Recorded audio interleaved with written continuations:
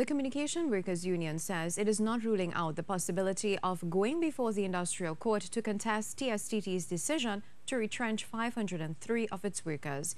As union members gathered outside of the company's head office in Port of Spain, their Secretary General Clyde Elder said they feel vindicated by the development. Janine Brown reports. They're not going to stop us. To hell with them. They could do me what they want to do me. That is not going to stop me. In fact, it has strengthened me in my resolve to represent not just TSTT workers, but for the working class of Trinidad and Tobago. That's what they have done. And emboldened the Secretary General of the Communication Workers Union, Clyde Elder, as the union made a showing outside TSTT's head office on Friday morning.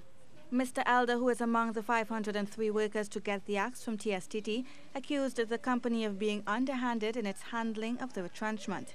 He said that TSTT continuously dispelled the notion that termination was in the cards before making the announcement on Thursday. But the union said that the announcement does not point to any definitive action just yet. So 503 workers are on notice saying that at the end of this year, you could be retrenched. That's notice. In the notice period, anything can happen. This is notice. So they can still be retooled, retrained, and redeployed in the notice period. We are in notice period. The company, who this week pointed to its financial situation as the reason for the termination, is currently owed $400 million by government. The Secretary General is wondering why the workers are the ones being made to suffer for this debt owed. So is TSTT and the government saying that because the government owes us money, we are being retrenched? So if they pay us, we go stay in the company? Is that the logic? Well, then if that's the logic, we want the government to pay us right now. Yes, pay us right now! As it pertains to the CWU's next plan of action, Mr. Elder said that they're in communication with their lawyers. He confirmed that there's a strong possibility the matter will go before the Industrial Court. Janine Brown, TTT News. Minister of Communications Stuart Young says government is not engaged in union busting. He was responding to the CWU Secretary General Clyde Elder.